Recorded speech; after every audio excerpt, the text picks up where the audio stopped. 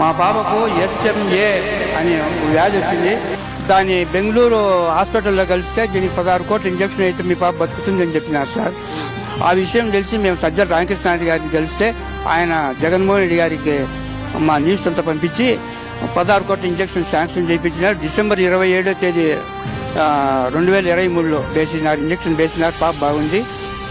534 ప్రాణం స్వామి. ఒక చిన్న వ్యాధి రాని పెద్ద వ్యాధి రాని ఈరోజు కల్పవృక్షం ఎట్టుందో ఆంధ్రప్రదేశ్లో ఆరోగ్యశ్రీ అనే కార్డు, ఆరోగ్యశ్రీ అనేది ఒక ఆంధ్రప్రదేశ్ అంతటికీ నీడనిస్తాను సార్. ఇది